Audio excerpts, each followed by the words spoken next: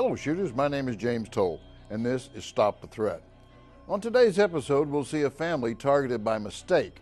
A wrong address will end in violence. Coming up next on Stop the Threat.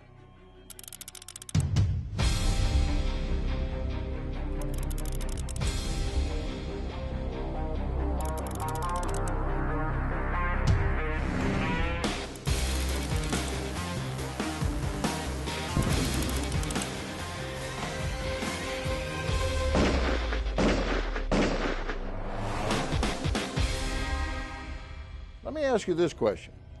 How many homes are there in your neighborhood? 25, 50, 100 or more?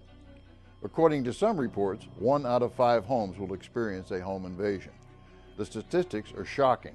There are 8,000 home invasions per day in North America. In most cases, these criminals have studied their victim. They know when you are home, they know what they want, and they know when you are the most vulnerable.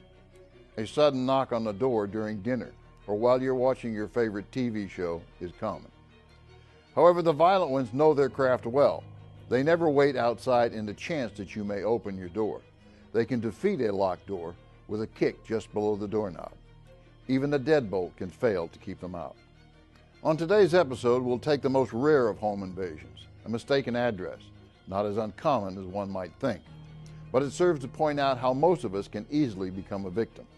This story is real, it happened, and it could happen to any of us.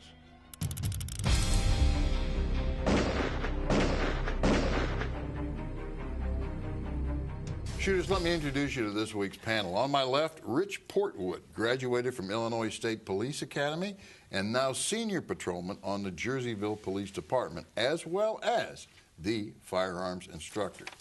On my right, the world-known professional firearms trainer, Rob Pincus. He is also managing editor of the Personal Defense Network.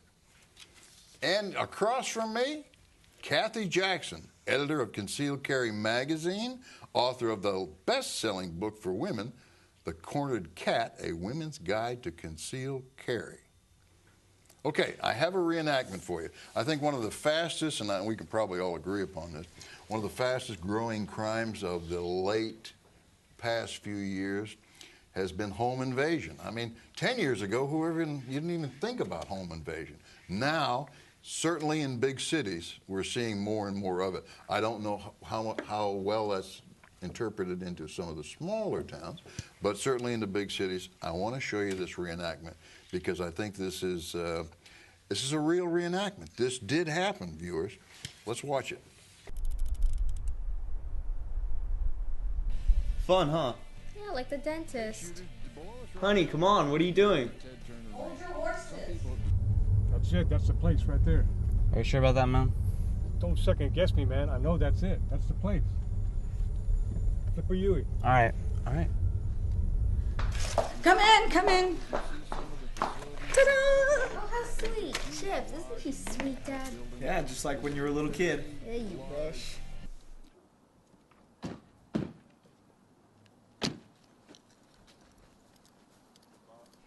Oh, it wasn't that long ago, you know? You're still our baby. Can you just get the show on the road? This is it, man. Are you sure? I'm sure on that. Better be sure this time. Let's get in there. Let's do this. Let's make it clean. I think you upset her.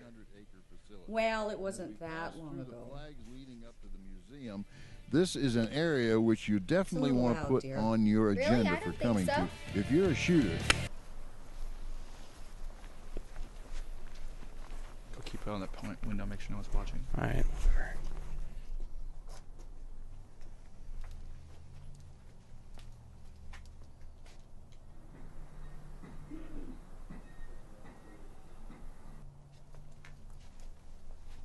It's a little loud, dear.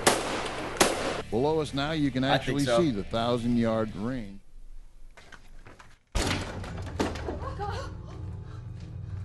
Everybody freeze. You two on the couch. Sit on your hands. You, don't move. Listen, you can take everything, just don't hurt us. You know, why don't you be quiet? Scoot over that way a little bit. Get away from your family. Scoot over. Stay right there. Don't move. You, get over there and watch those two. No funny business. Do not touch either one of them this time. You understand me? Yes. I'm not playing games with you.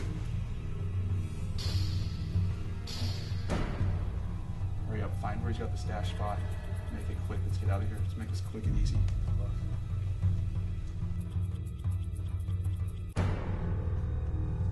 Now, where is Henry? Henry? Who's Henry?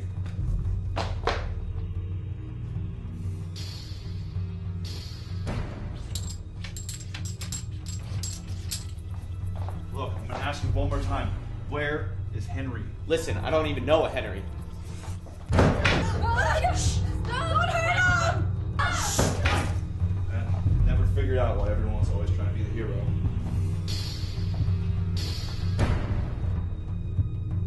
What do you think you're doing? What did I tell you? Get out of here! Get away from me! That's what I thought. Get outside. Where's Liz? Got everything? Yeah, hold back, full boss. Hold back. Wait up good.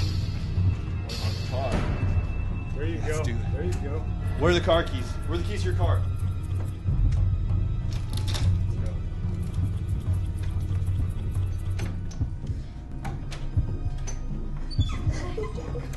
Dad, All right.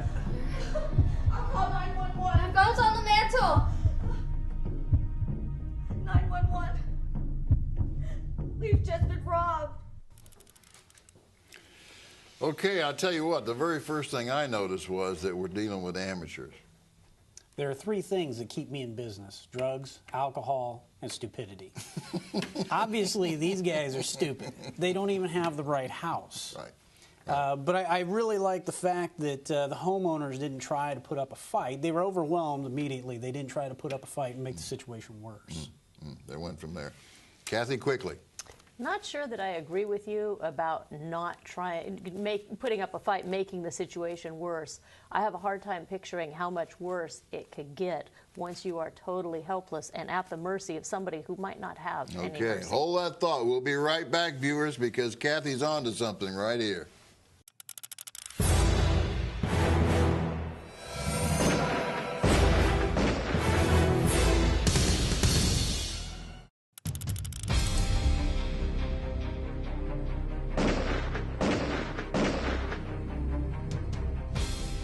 Okay, welcome back, viewers. Kathy, you're right on something here, and I want you to repeat that for us. Well, what I said is it's always risky to put yourself at the mercy of somebody who might not have any mercy.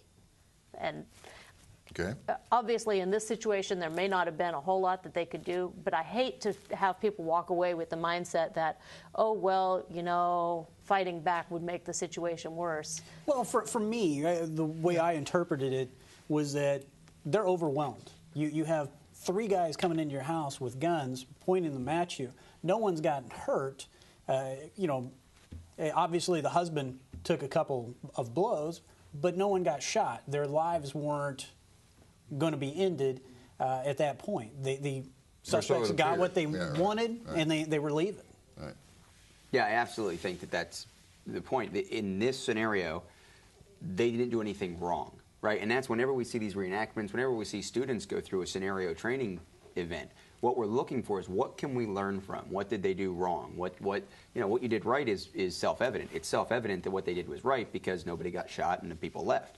But what they didn't do possibly was prepare. And I think that's the thing that you could have done. That's where we're going How could you have prepared in the first place? I mean, something as simple as have a better door. Yeah, have a door that's not it going to locked. pop open on the first kick. Have a door with a couple deadbolts, whatever, a reinforced steel door with a good steel frame. I mean, there are things you could do to prepare so that even just having this conversation, maybe somebody just watching that reenactment, now they're going to have that conversation with their family, and they're going to be better prepared. Right. Yeah. If it was even a cheap door and it was locked, he might have had that one extra second.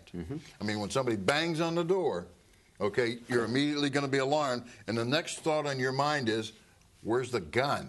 One of the things we talk about is crime prevention through environmental design. You put some motion lights out there so that someone comes into your yard. If you are going to sit there in front of the TV, you know the window's off to your left, this is your attention, a light comes on in front of your house, that keys you to look. Plus, that light coming on might even have kept them from ever getting out of the car. Yeah. Good point. Yeah, they might have thought they were being caught right then out there in the front yard. Right. And let's bear in mind that this was the wrong address. So these are really good, average, law-abiding citizens enjoying television at night together, kind of picking on one another, and all of a sudden the doors broke down. Now, I think it's a typical home invasion in respect that it can happen to anyone, anytime, and it could be by mistake. Well, obviously, they're not high-risk people. I mean, right. Whoever the target was, that wasn't them. You know, it's not like they were living the kind of lifestyle that made that more likely. Exactly. Yeah, and that's what I was trying to point out, that even at that point, and that leads back to what you said, have some kind of a plan. Have a talk about it. Yeah, know what's going to happen. Because let's say those people had stayed in the house, the home invaders had stayed. Now, you know, what do you tell someone? So this maybe goes back to your original point. Now you're at their mercy. What advice would you have for the mother and the daughter? Dad's knocked out in the kitchen. What do you say to that family? I kind of think that at the moment that blows start happening, the rules have changed. That's what I think. I think that every person in that house needs to have a plan for what they're going to do, you know, whatever it might be. But I think the rules change once it goes hands-on like that. Okay, change too. Well, for instance, when they moved him from scene 1 to scene 2, that's because they knew that they would have more control in scene 2. You know, a lot of times we talk about, well, don't get into the car no matter what, because, you know, the bad guy's going to take you someplace and do something there that he can't do to you right here, right now.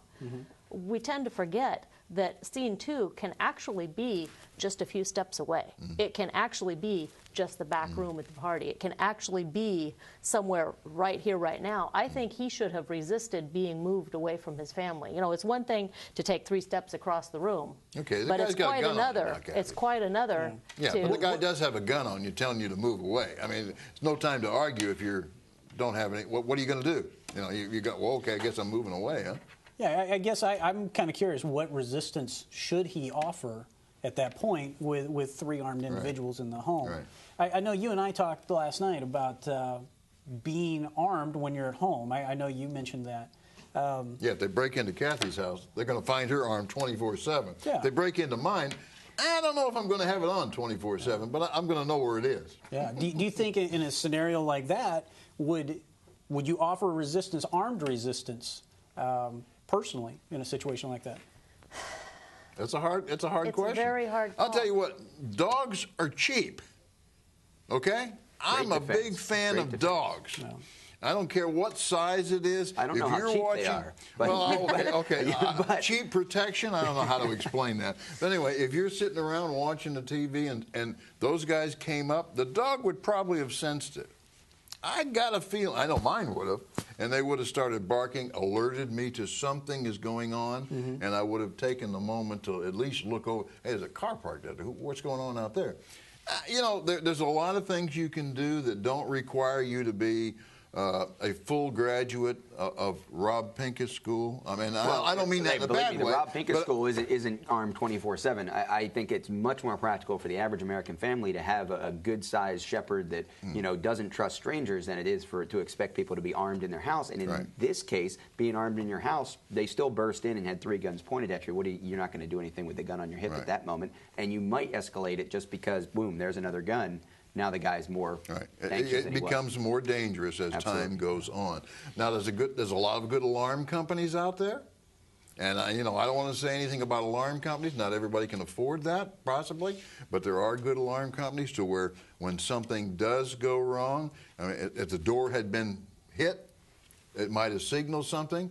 Sure. Yeah, there's more to talk about. We'll be right back.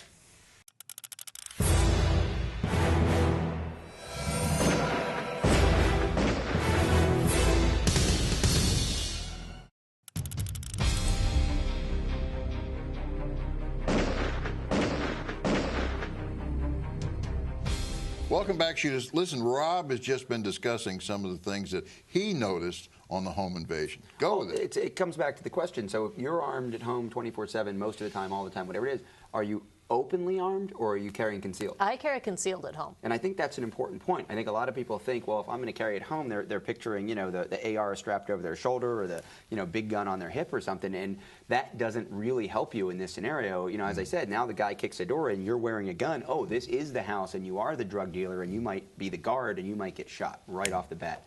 I think that again, if you're going to be armed at home, you really need to think that through. It doesn't necessarily mean that you're, standing point at the door. Well, Rob, tell me a little bit about that, Kathy. I mean, give us an idea of how you stay armed at home. It's real simple. When I get dressed in the morning, I get dressed one time, and I stay dressed until bedtime. I do not think about the firearm from the time I get dressed until the time I go to bed. It's as much, you put a wallet in your pocket when you get dressed in the morning, right? Do you think about that wallet all day, every day? No, it's just part of your clothing. So it's that comfortable. It's that comfortable. If you can't find a holster that works for you all day long, you can keep looking. I mean, there are holsters out there that will work. Okay. Well, it's pretty much that simple. Not to make a big deal out of a small point, but 24/7 is a bold statement, right? I didn't say 24/7. He said 24/7. I think eventually you're going to get caught off guard, right? And I know you're not claiming that, but I don't want to leave the impression that anybody thinks you're really going to be armed all the time. I mean, traveling internationally, you're getting on a plane, you're going out for drinks. You're not going to, hopefully you're not carrying a gun when you're going to have a few drinks with the boys. There are situations where you're not going to be armed. Yeah, but I think we're basically talking about being at home, and James and I have talked about an incident at my own apartment. A couple of years ago, someone actually broke into the parking garage of my apartment building. I just happened to be there. With two cop cars out front. With two cop cars out front. Mine and a sheriff's deputy. How smart are they? But this gentleman actually broke into the parking garage. Situational awareness I am right there in my apartment with a weapon on, my off-duty gun, just by chance. So I'm able to go downstairs, and I'm able to, number one, scare this guy out of the parking garage, two, give chase and catch him, and then have to walk him about a half mile over to the jail, okay, at gunpoint. But the point is that there are going to be times when you can successfully defend your home by being armed in that manner. For me, it was more a matter of I found a way to keep my firearms secure for my small children 24 hours a day. It's either on my hip, under my conscious control. How old are the kids? Well, right now they're teenagers and young adults. At the time, they were toddlers and preschoolers. And I looked around and I said, probably safer to keep it on you than it is to leave it in a drawer, right? Yeah, that's who knows what the little darlings are up to in the next room? Yeah. No, hey, that's a good point. I know what they're up to when they're in the same room with me. Especially my personal body. I know.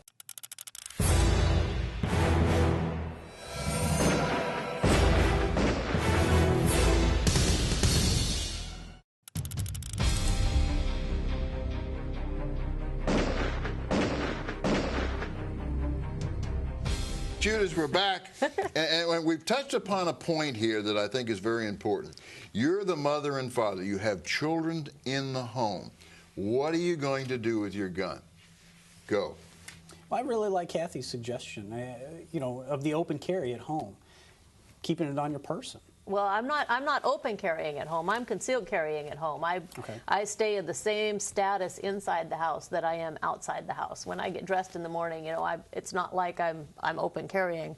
I carry concealed. And one of the reasons is my kids' friends come over, or even when the kids were little, I didn't want them poking and prodding and finding things. Sure. I mean, that's... I like the quick access safe myself.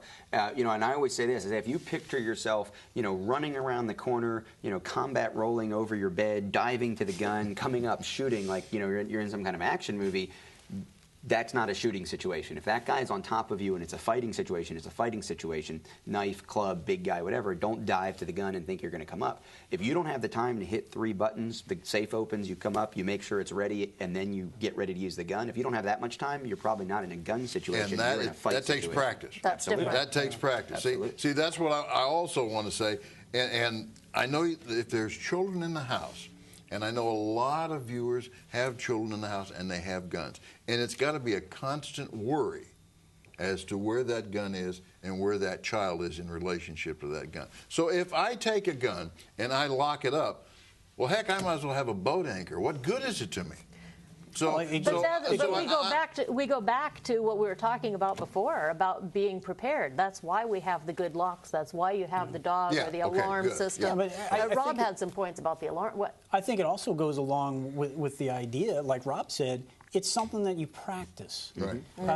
You know, So I think too many people just feel like if they go out to the range and they fire 20 to 50 rounds at a paper target while they're standing still, that's good enough. That's enough practice, that's enough training. They need to go beyond that. Absolutely. And people think that that is training, and that's not.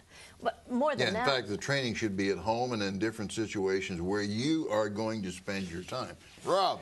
I think we're there. I mean, we've kind of come down to it that you need to have a plan. You need to have a strengthened perimeter. You need to know when something's different at your house, if that's because of a motion sensor, if that's because of a tremor alarm, a vibration alarm on a breaking window, if it's because your dog starts barking. And when things are different, when there's an intruder, when something happens, there should be a plan for the family, and you shouldn't try to be the hero. Okay, I can go with that. As a matter of fact, I just received another email from someone who wanted me to do a reenactment. And this reenactment took place. His wife had been downtown wearing jewelry. The bad guys follow him home. They wait outside, and the man takes his dog out the front door because the dog needed to go out, right? And as soon as they open the door, bad guys come in. So, I mean, there's nothing we can do that's going to guarantee you 100%, okay? But there are things you can do at least to put things in your favor, and I think we've covered some of those. I think sometimes people say, well, you shouldn't have a gun. I'm not going to trust a gun because it doesn't cover 100% of the circumstances. This makes as much sense to me as going to the doctor and saying, you know, I'm not going to take that heart medicine because it doesn't cure cancer and athlete's foot and take care of my dandruff at the same time. I mean, just because this medicine is very, very good for this area, for this specific set of circumstances, doesn't mean that it's going to cover the full spectrum. Okay. Listen, we're out of time. I want to thank the panel members, though. I think we've had some good discussion here today. I hope that we have given you, the viewers, some information, at least something to think about in the future. I want to hear your comments about some of the things that we've discussed today. Email me, and certainly if there is anything that goes on in your town or your community that you would like to have us reenact, send it to me. We can do that, maybe. See you next week. Be safe, be trained, and be alert.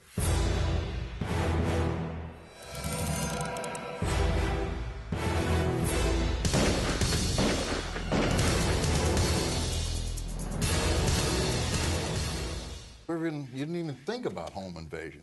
Now, certainly in big cities, we're seeing more and more of it. I don't know how well that's interpreted into some of the smaller towns, but certainly in the big cities. I want to show you this reenactment because I think this is a real reenactment. This did happen, viewers.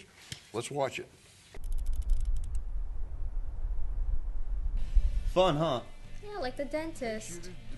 Honey, come on. What are you doing? Hold your horses. That's it. That's the place right there. Are you sure about that, man? Don't second guess me, man. I know that's it. That's the place. Flipper Huey. All right. All right. Come in, come in. Ta-da! Oh, how sweet. Chips, isn't he sweet, Dad? Yeah, just like when you were a little kid. Yeah, you wish.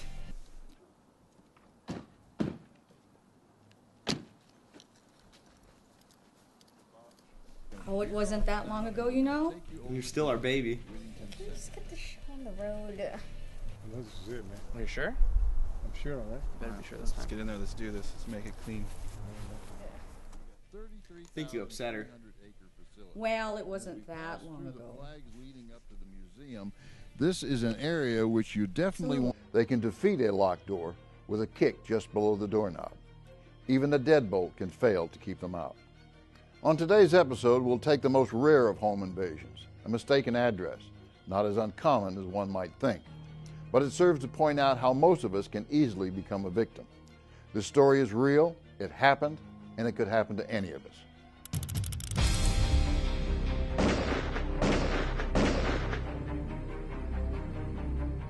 Shooters, let me introduce you to this week's panel. On my left, Rich Portwood, graduated from Illinois State Police Academy and now senior patrolman on the Jerseyville Police Department, as well as the firearms instructor.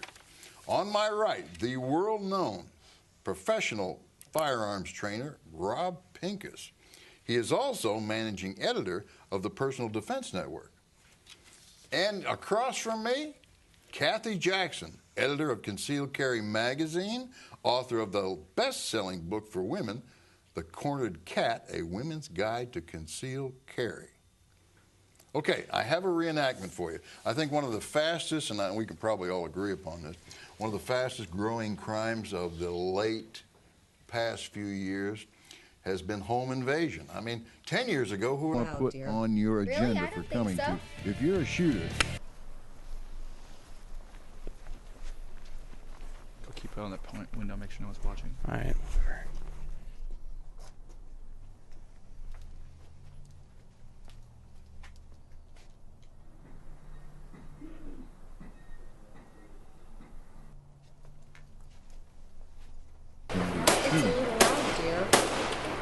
Below us now, you can actually see the 1,000-yard range.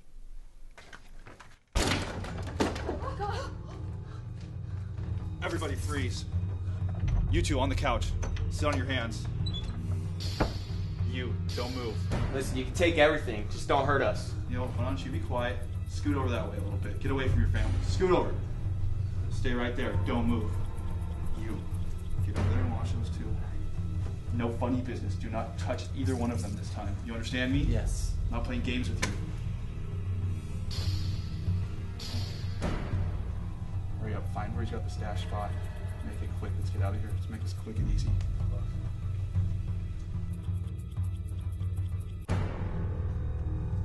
Now, where is Henry? Henry? Who's Henry?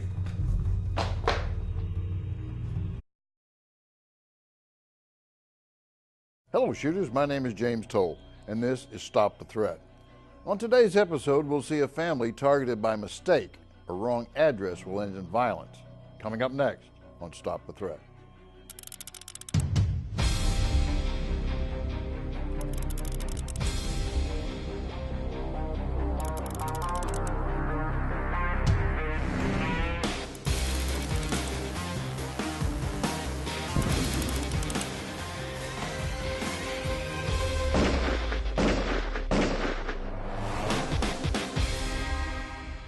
Let me ask you this question.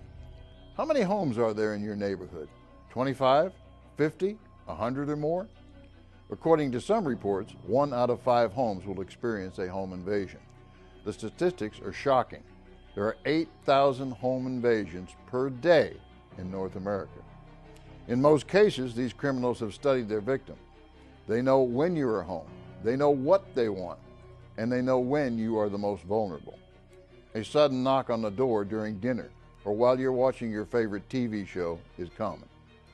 However, the violent ones know their craft well. They never wait outside in the chance that you may open your door.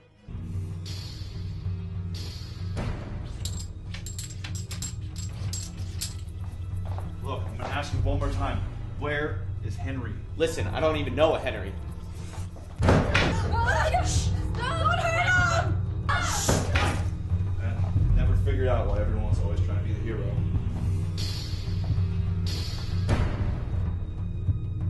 What do you think you're doing? What did I tell you? Get out of here! Get away from me! That's what I thought. Get outside. Where's Liz? Got everything? Hold back, full bus. Hold back. Made up good. Car. There you go. do that. There you go. Where are the car keys? Where are the keys to your car?